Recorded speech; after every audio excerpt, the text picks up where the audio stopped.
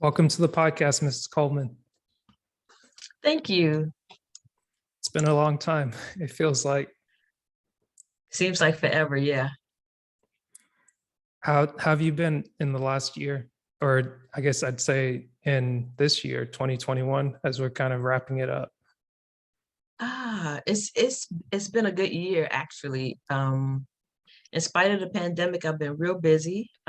Still doing my community work, still working my job, enjoying what I do on my job. Mm. And I think I've kind of changed careers since the last time I spoke with you. I think before I may have still been in IT, and now I'm in risk management, and I absolutely love it. What's a big difference from like risk management and IT, like making that switch?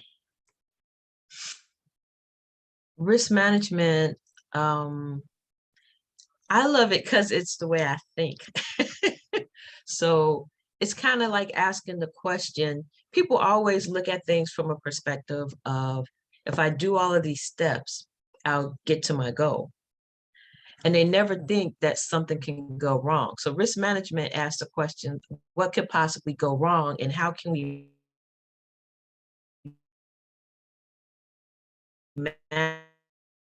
manage that to make sure? That's where my brain thinks anyway. So it was a perfect career swap for me. I love IT, still love IT, but I noticed there was no career growth at the company I was at, and I wanted to continue to grow. And so I knew that I needed to kind of find something different in order to continue to expand and to grow and to have some promotional opportunities. And it was well worth it. That's awesome. So it seems like with risk management, you kind of get to find like, oh, like what problem can I solve today? Yeah, because you pretty much are brainstorming different things and trying to make sure that they don't happen, right? Mhm. Because that's gonna deter you from what it is you're trying to accomplish. So I love it. Gotcha. Nice. I like your outfit for today. It looks nice. Oh, thank you. I was gonna say you Thank got you. the clean vest and the earrings. It's a good look. Well, you know me, I always like to dress professional, so that hasn't changed. So what else happened for you? Well, before I get too far ahead, let me ask you this question. I always like to ask every guest on the podcast, and then we'll catch up. Since I think it's been maybe 2018 since I've seen you, Wow, yeah, maybe longer. yeah, maybe longer. But one question I love to ask every guest is, who do you say you are? Wow, I guess the first thing that comes to mind is overcomer, because I don't know if you knew at that time, but I was going through cancer treatments at that time in 2018. And so that was a lot. And after coming through that and overcoming that, because I'm in remission, I just feel like anything that I want to do, I'm going to do it. And anything that I would think could possibly prevent me from doing that, I'm going to move it out the way so that I can do what I want to do. So overcomer, I guess, would be that one word that kind of sticks out, because I was able to overcome that and overcome career obstacles and even overcome COVID, because many people are not here. So it's a blessing just to be here. Yeah, uh, well said. I think you may have shared that with me briefly before I went a different way, but definitely glad you're here and just grateful to know you as a person, because like it's been a couple years, and the fact that you went from getting cancer treatment, working in IT, to then pursuing risk management of all things, it's like you're really knocking down the doors. It's been wonderful. And even working with Toastmaster, I shifted gears with that because I was always in leadership. And this year has been just a time to get back acquainted with just being a member of the club and not working in leadership, but allowing others to lead and just to follow. So it's just been some changes all the way around. Did you have to do a lot of volunteering? Yeah, because I think it was a shock to some that I didn't want to remain in leadership and I just wanted to be supportive of others. So I just allowed myself to just step back. And I said, if people don't step up, well, it just is what it is. I just know I need to step back. Yeah. I think that's a very smart play. And at times it feels like it's hard to do that, especially if you've been in that Oh leadership yeah, role for the longest time. Was yeah. it, And it go ahead. no, yeah, it was, but I just figured it would be kind of arrogant to think that I'm the only person that can lead, right? So I figured God would push somebody up whether they wanted to or not. I was just going to get out the way. My goal was to get out the way. I like that. It's it's funny because just thinking about it, like, was it a struggle for you to come to the conclusion I need to get out of the way, or was it kind of like a long time coming? You're like, yeah, it's about that time. It wasn't a struggle for me. I think it was more of a struggle for people that wanted me to stay Hmm. because they were so accustomed to me staying and they knew that if I moved, now it has to be some real growth. And people kind of like the status quo and Hmm. and they like the status quo. Yeah. And so it worked out though. It worked out really good because Hmm. the leaders they have in place now are fantastic. And I knew they would be, and they're wonderful. Awesome. And you're still in Augusta? Yes, I'm still in the Augusta area. That's awesome. Man.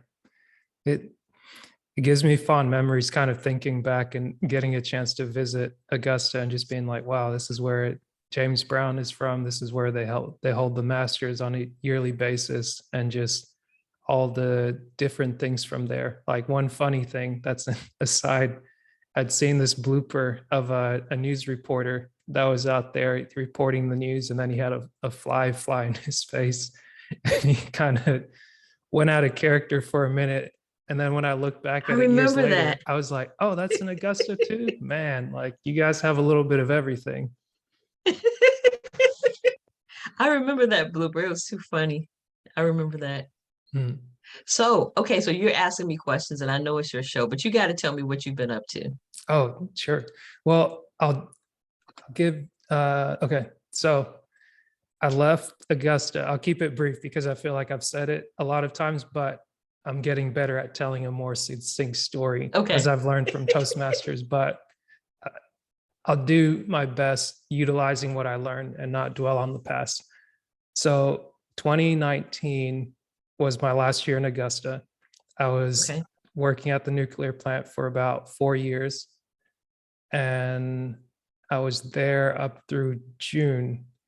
And then June, I went home back to North Georgia, spent some time with my parents trying to figure out what the next move would be. And podcasting was something that I thought about for a while. So I was like, let me start a podcast. And of course, they say the best way to start something is just start with what you have. So I had a laptop, and Right, I right. looked up online, hey, what kind of microphone do you use? And people were like, oh, you use this $400 mic, or you use this. And I was like, maybe I'll just go for $25 right now. So Right. I got the single mic at first, and then I got the same mic with this little arm on it or whatnot, but that's not important. I started doing the podcast August. I did that. I did one, didn't really want to watch it back, did a couple others, kind of got over that fear, did that through the end of the year. And then to get back into the workforce, I was like, let me sign up with this job for FEMA, and started January 2020. You had a chance to go to Puerto Rico. Initially, it was going to be Oh, Iowa. And I was like, I don't know if I want to be in Iowa in the middle of the winter, but a chance came Right. up for Puerto Rico where they were helping for disaster relief efforts from Hurricane Maria in 2017. And then we got deployed at the end of March. No, at the end of January 2020. So we go down there like last week of January, go through orientation. We move across town on the island, kind of get set up in our group. We get to work on vacation homes, going on like to beaches, the villas and parks like that.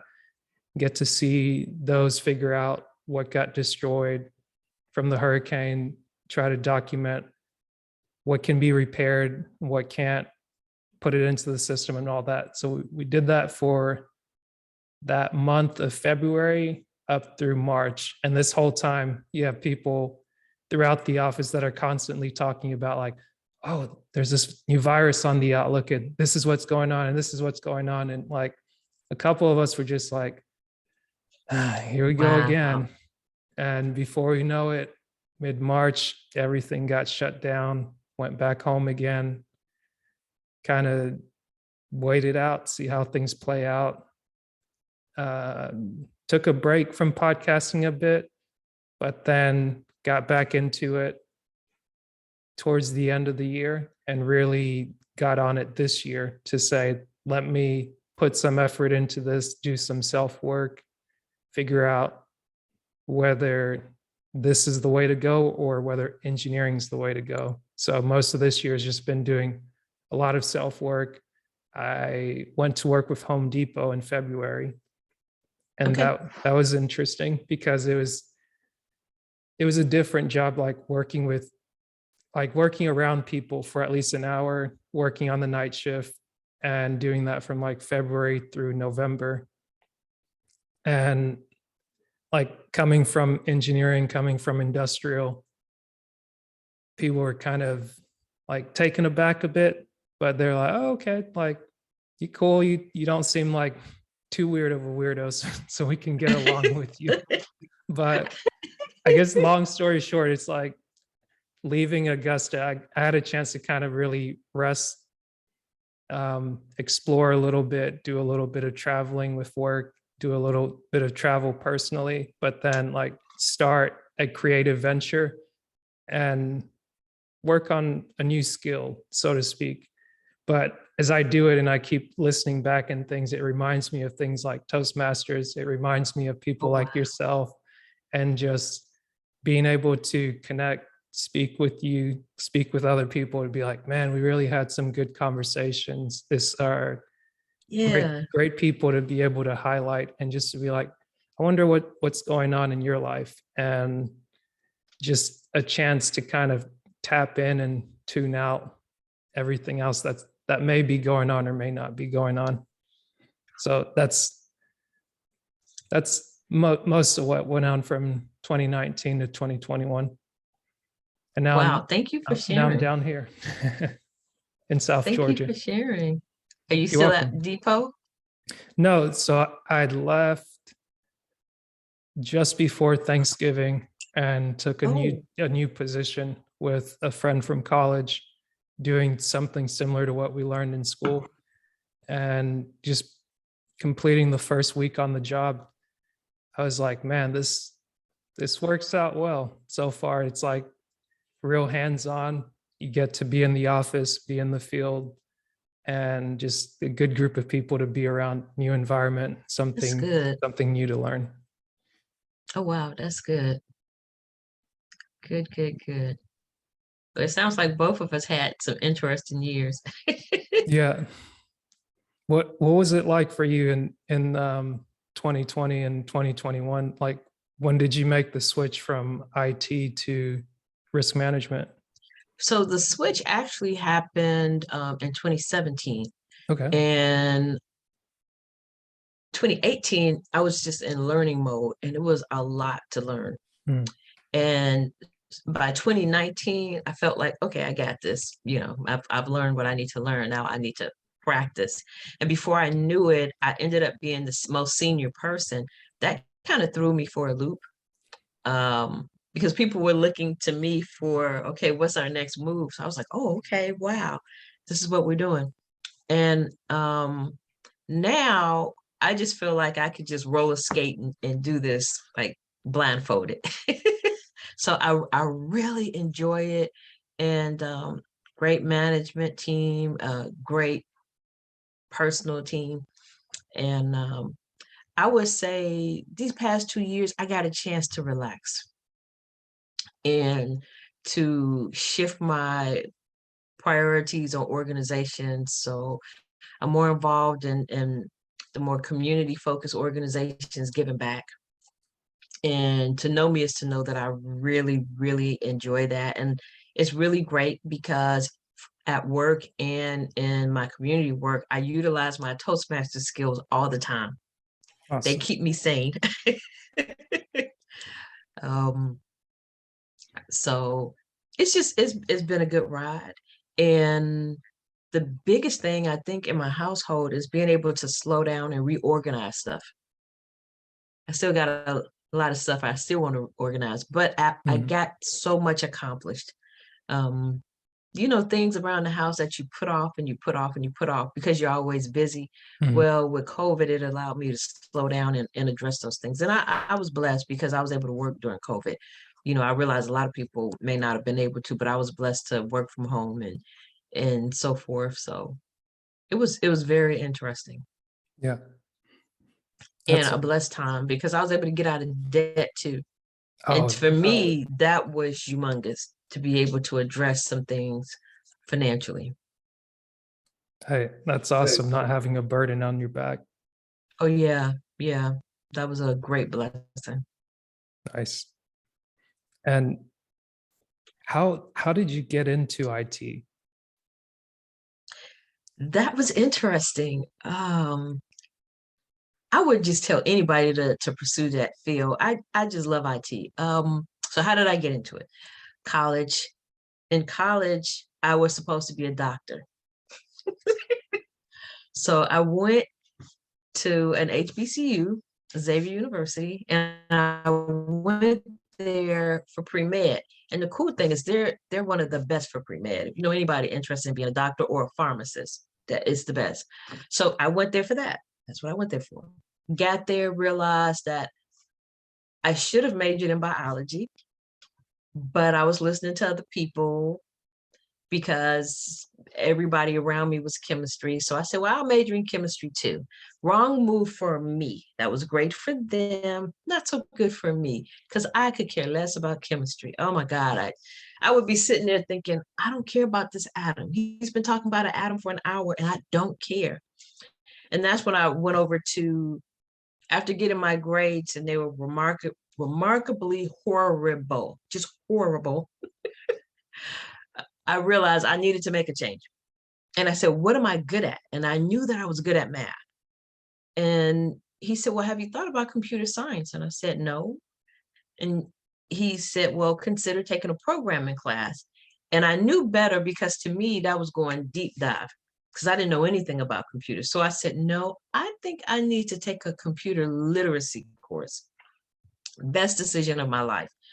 Because in that course, not only did I get like a big overview, and that's how I learned. I learned whole to part, where you get the overview and then you get the pieces.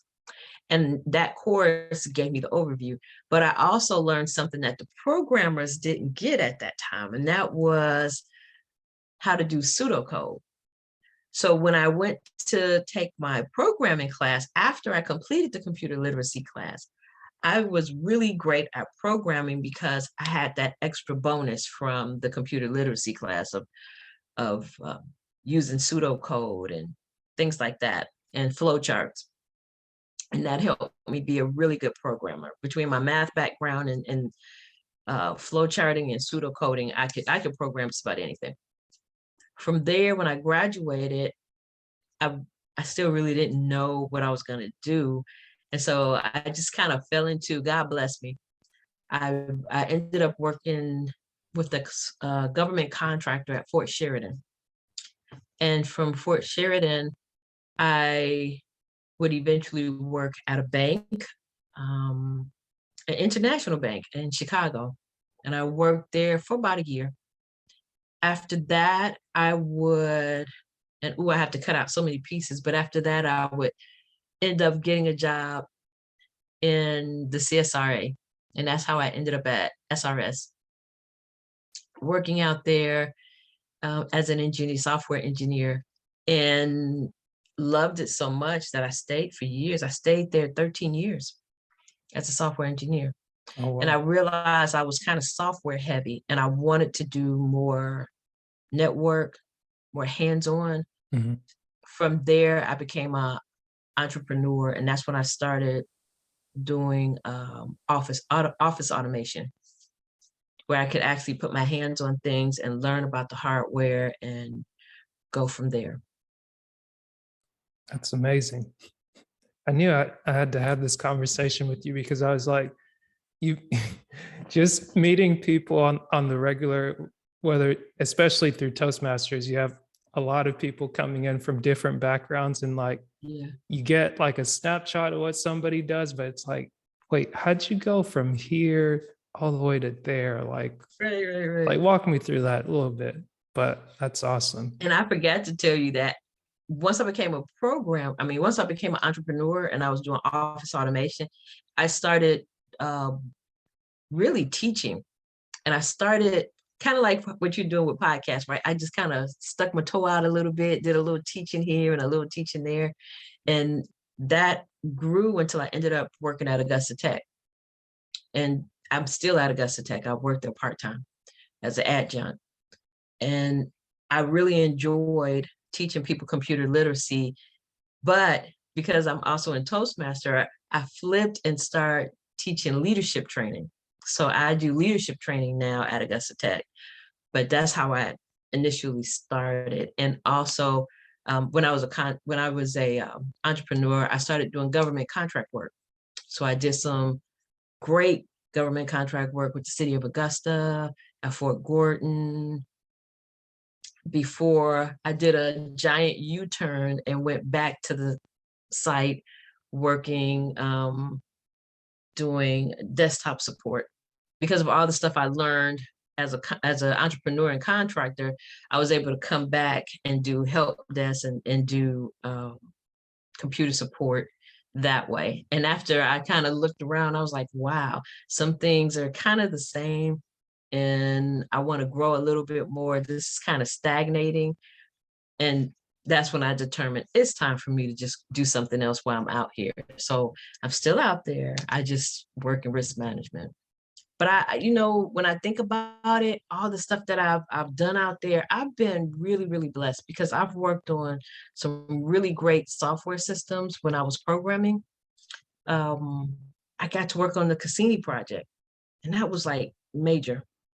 I got to work on a lot of different waste tracking systems, nuclear tracking, material tracking systems. So I worked on some really good stuff. So I've been blessed. It's awesome. It it's funny. I think for the longest time when I was in Augusta, I would always hear about SRS, and I didn't know quite what it was. So people would always assume it's like, well, if you're in Augusta, you're usually working at SRS or Vogel for Right? nuclear. You're a med student Yeah, or you're military. It's like that's pretty much if it. you're not one of Or a those three teacher. things, or Or a teacher. teacher. Yeah. A lot of people locally work in education. So, Mhm. That makes but sense. yep, those are the careers. But it's like you meet uh, so many people because I guess the area seems to be transient with those career Yeah. fields. It's getting real interesting now though, because we have a lot of people that moved into the area because of Fort Gordon.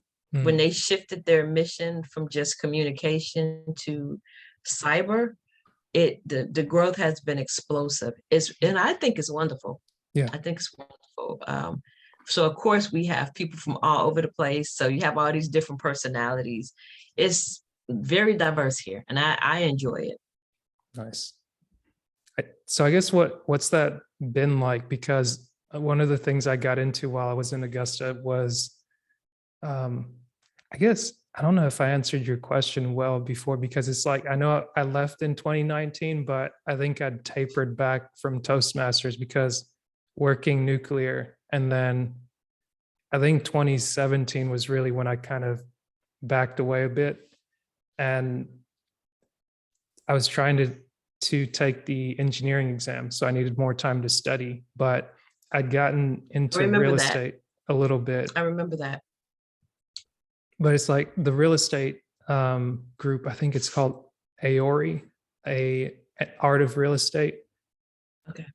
But they were kind of looking at the market in there, like when cyber was supposed to come in, and like you have this influx of people and there's like less housing than there are people.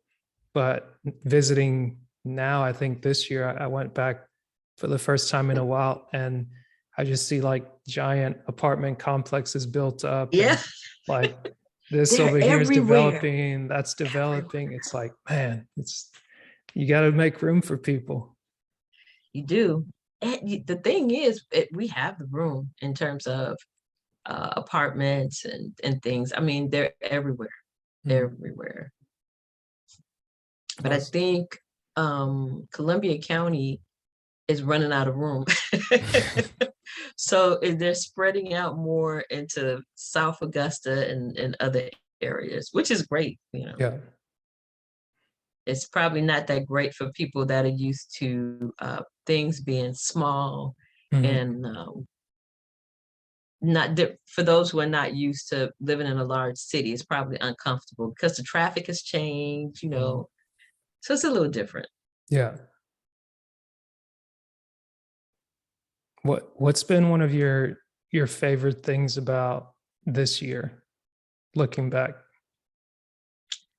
Um, Getting to see my mother, Mm. because in 2020 I was real worried about her and I wanted to see her, and I couldn't because she lives in Chicago. So I had to wait for everything to calm down a little bit and for to get my shots, for her to get her shots, and just to be able to fly because I really didn't want to go through any airports.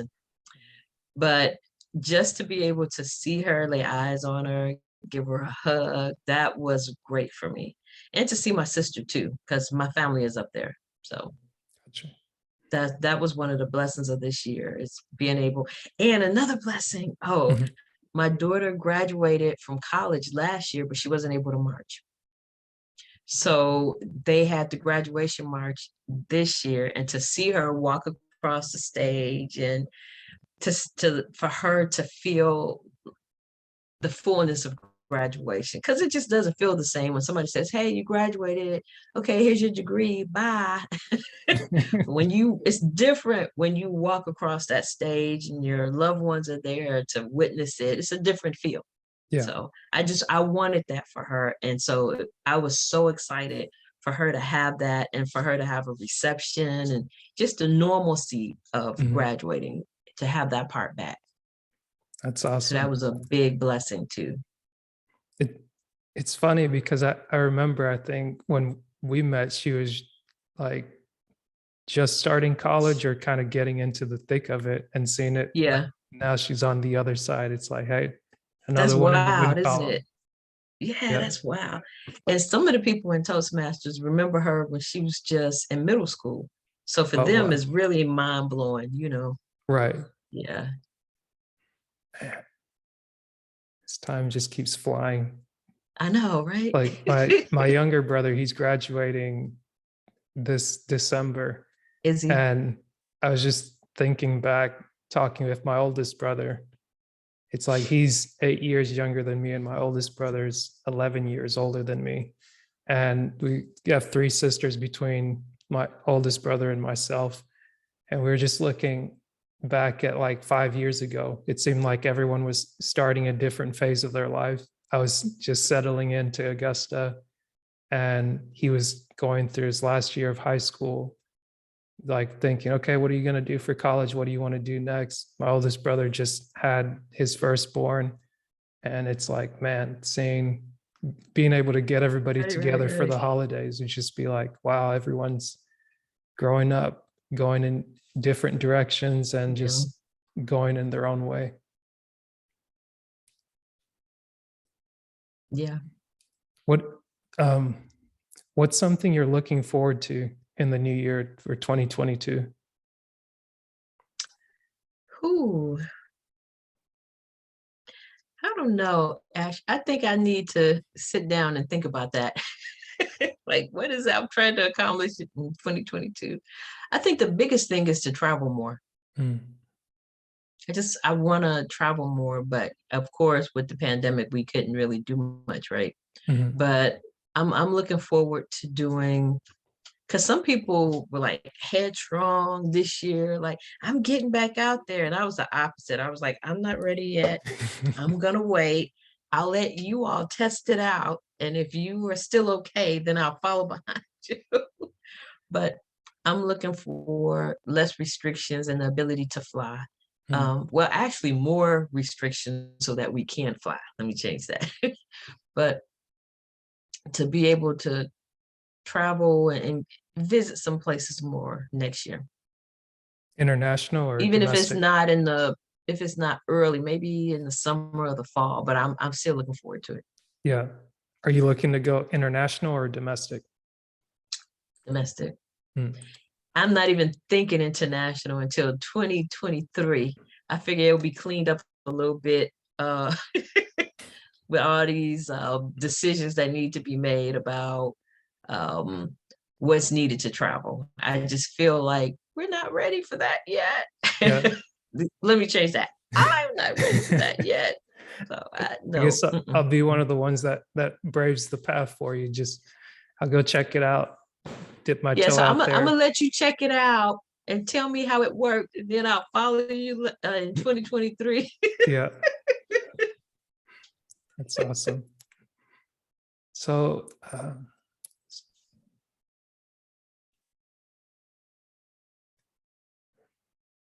sometimes I think to myself, it's like you just gotta just savor the moments and just be able to enjoy them a little bit. Yeah, yeah. Well, I tell you what, we definitely missed you in Toastmaster, and I was so happy to reconnect with you again. Really, really happy, and I was really happy to see you doing a podcast. That's on my to-do list. I don't know when. Mhm. I haven't sat still long enough to say, hey, is it going to be next year or the 2 years from now? But I'm just very excited for you. We had another person in Toastmaster that did a podcast. I think her name was Heather. Mm. And she did really good with hers too. So Nice.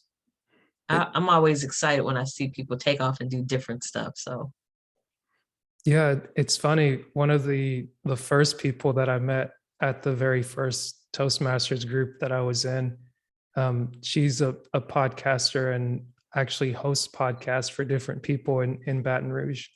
And just really, keeping in contact with her, one of the things she always really, says is that you just have to hit record no matter what you're thinking. It's like you might not have to put it out immediately, but just kind of jotting down your thoughts and just putting those into action. It's good. And really this year being able to reach out to her, get some tips about like, hey, what are some like cool things I can do to optimize? Like what could I do to um just be better at this thing and really kind of develop my process. And one of the yeah. ideas I had was do a giveaway for Black Friday because like everybody's doing Aw, something. So it was like yeah. I've been I think right around that time when I was trying to sort myself out in 2017, I started using the Panda Planner. So Okay. I reached out to the company and I was like, "Hey, I'm looking to do a giveaway. I'm going to give away 2 planners, or I was going to give away 1 planner. I was asking them if they could give away 2, and they just came out with some new planners. And I was like, "Would you be able to help me give away 2 planners too?" And they're like, "Yeah, we'll give away these new ones. Just let us know how you're going to get That's the good information stuff. out there." And I put out the contest, like just trying to figure out how to use Instagram, how to get people interacted and things like that. And it was like a trial and error process where it's like you put something up on a website and Right, it's like right. you get a friend or two to like look into it. It's like, hey, can you share this? Can you look at this? And then when I try it myself, I'm like, wait a minute. This isn't doing what I needed to do. So it's like being able to adjust on the fly and just Yeah. make the adjustments. It taught me a thing or two. And I guess one of the things that I found helpful with it is that each month it has you set goals, and with it you can write next to it distractions you're going to avoid, and at the end of the month you see what were your top 3 wins for the month and then insights that you gained. So I look forward to that for each month, and then each week it has you do something similar, each day it has you do something similar. And when I was thinking about it, like, okay, the year's wrapping up, I'm starting a new month. What do I write in this new planner? I was like, you know, if I learned anything from last month or most of this year, it's you don't need to change anything. Just do more of the same, keep it working, and Exactly. just keep it Exactly. simple. It's like don't get into the trap of like trying to set a New Year's resolution, a new this, a new that. It's like, nope, I'm reading every day or listening to this audio. It's the first time that I'm actually been able to go through it, and I'm not beating myself up to the fact of like, okay, I read 2 times out of the 3 times, or I read 1 time out of the 3 times. So do I start over? Do I start the count? It's supposed to be done. I was like, no, I'm just going to go for about 30 days, like from the 15th to the 14th, and I'm going to read this. And I know why I'm reading it, to kind of get my mind right and stay focused on what I need to focus on that day. And it's working. I'm a lot further than I think when I first picked up the book around 2017, 2016. And I think But I tortured myself trying to read. It's the book is called The Greatest Salesman in the World. And I was trying to read, the way it's laid out is that you have 10 scrolls, and Mhm. you're supposed to read one at a time for 30 days, 3 times a day, when you wake up, after you eat lunch, and then before you're going to sleep. And the But way you know that why it's broken down like that, right? why Because you're more successful when your goals are atomic. mm, Am I saying it correctly? Yeah. When they're tiny goals, mm, when they're small. If they're small, they're attainable and you can accomplish, and then you'll keep going because you were successful and you're excited, right. right? If it's one big giant one, like I'm going to read the whole book by the 30th, Mm, there's a good possibility you won't do too well right. because that's kind of big if you don't want to read the book. So instead, they said, okay, let's just take one day at a time. And we're going to read a little bit for breakfast, a little bit for lunch, and a little bit for dinner. And look how those little small, tiny goals got you to one big goal you read that day. Yeah. And they found that it makes people more successful. And believe it or not, I learned that through a speaker and Toastmaster. I'm telling you. Mm, that's awesome. And my own little health goals I have, and they talked about, breaking your goals up into tiny chunks. It's Mhm. kind of like that philosophy of how do you eat an elephant?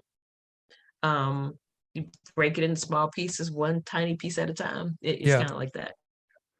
that's awesome. It's funny that you mentioned that, because like some things it's like you do it and you don't realize what you're doing, because Yeah, yeah. like the book, the way it's set up, it's almost affirmation like. And the way that they Mm, start you with the first scroll, it's teaching you about reading. And it's like everything that you're going to read from this point on, like you've got to treat it with the same respect, so to speak, no matter how big or how small it is. And it's like you yeah, read through it, and it's like as you're reading it, it's building up that habit and that action. But at the same time, it's also building you up with the words that you're reading. So it's like Yeah. Yeah. it's like the very first one, it's about just forming the habit of reading. So it's like you're literally learning to read the same thing 3 times a day for 30 days. And I think it was like I don't know if it was the power of habit or the one thing, but they talked about like when people go on these like forming a habit, it's like sometimes they say 21 days, 30 days, but it's like, no, Yeah. Yeah. Yeah. if you get to like 60 days or around that 66 days, like if you're doing 90 days, like Yeah. by the point you get there, it kind of sticks. So that's why I think for It me, really becomes automatic at that time. yeah, We like to think it's in 30 days, but it's a little longer, but it becomes automatic at that point. Yeah. right. And it's like at this point, I'd read the first two over and over and over, and I kept like sitting there and literally counting. Okay, here's like I'm almost making the ticks on the walls. Like here's day one. Okay, I read this one, and and that like the obsessiveness with like making sure I had everything counted, making sure that I had everything filled out in this journal. It kind of, I don't know if I'd say it drove me mad, but it kind of, it threw everything off the moment that something wasn't filled in, something was left blank. But then when I made it work for me, and then it's like, okay, hey, I did two, and I didn't like the moment that I realized I forgot to do something, I wouldn't dwell on it as much. And then I just got up and I did it. And I was like, okay, hey, you're thinking about it now, just get up and do it. It's done. Whatever didn't happen tomorrow, just leave it alone. Like we're not going to go back in time and change it. We're not going to go fix this. And it's like the more I've been able to do that, whether it's writing, reaching out to yourself to speak, or just doing things in the moment, but also like letting things play out longer term, it's left me a lot less disappointed and a lot more grateful and satisfied. So yeah, that it's been good. I think that's something I learned this year. And I even like the doing, fact that you said satisfied. That's what stuck out. yeah, That's going to be the word of the day. yeah, I like it. But I'd like to ask you maybe one or two more questions, and I'll get you out of here because I know I got my times a little bit mixed up. But if you're doing anything online, how would you like people to reach out to you or find you? I not really doing much online anymore. I am online, but not as much as I used to be. Mhm. That was shocking too, because I enjoyed always being on Facebook, but I had to kind of tone down a little bit and to get some other things accomplished. But they can reach me by email, and that's L Coleman, as in Lisa Coleman, L Mhm. Coleman 39 at gmail.com. L Awesome. Coleman 39 at gmail.com. Awesome. And oh, maybe you could tell people about this Toastmasters we keep talking about. Maybe tell them how they can get into it and kind of get some of the things we got. So you can join any Toastmaster club now because a lot of them are meeting online, and they have either completely online clubs or hybrid clubs. You can just search in your community, your city, Google, and reach out. Typically, there's going to be, and once you pull up that club's website, there'll be a contact person on that website. Just reach out to them and they'll invite you and give you the code so that you can learn more about this wonderful organization. In Augusta, we have a couple of different clubs. So just go to the website and check them out and see which one you're interested in and reach out to the contact person and consider attending, especially because it's so easy to attend any of them again, because most of them are on Zoom or some other online platform. Got you. And now that you mentioned it, I won't go long on this, but I remember speaking of all the clubs that were in Augusta, I think it was maybe like 5. And then there's the one they were trying to start at Strayer. And did that one not work out? I was going to mention it to you. Mhm. That one existed for a couple of years, but just last year we decided to close it because before the pandemic, we were about to launch an expansion. Mhm. But then after the pandemic, when we realized we couldn't meet in that facility anymore, and many of us were members of other clubs anyway, that it made sense to close that one and just let people focus more of their attention on the other clubs. Got you. That makes sense. Yeah. But it's like, I guess you had that. And then I also remember I forget. There's the group I think you'd nominated me for. And I was like, man, that would be awesome. But then it was right about that time where I was like, man, I wish I could do that. So that was New Leaders Council. And right now, they've taken a hiatus because of the pandemic. What's been interesting about the pandemic is either your organization kind of took a hiatus or they expanded, right? And if they expanded, that's because they created a large online footprint. Mhm. And that organization locally decided to take a hiatus, but that's just for Augusta. Now, the organization as a whole, no, they're still doing theirs, I guess, in online platforms. So look in your community. And the easiest way to do it is just to go to newleaderscouncil.com because they just had new people sign up. So if you're still interested, and I think you would be such a good candidate, oh my God, I really do. Go to newleaderscouncil.com or just Google that, right? Google New Leaders Council, and you'll see. As a matter of fact, I'll reach out to you after this because I really think you would be a wonderful candidate.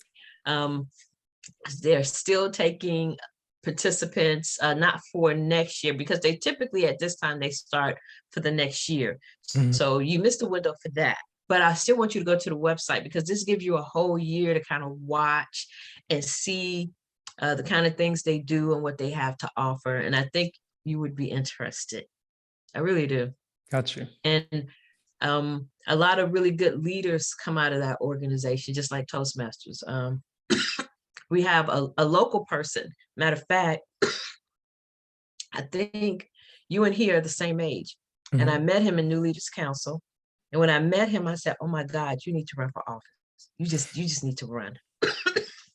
And he finally ran for a more visible. He was already in leadership, but not as visible. But now he's very visible. I'm sorry. No, take your time. Yeah, so he's doing really great now. So that's awesome. And one last question I have for you is from the question I asked you earlier, are you still who you say you are?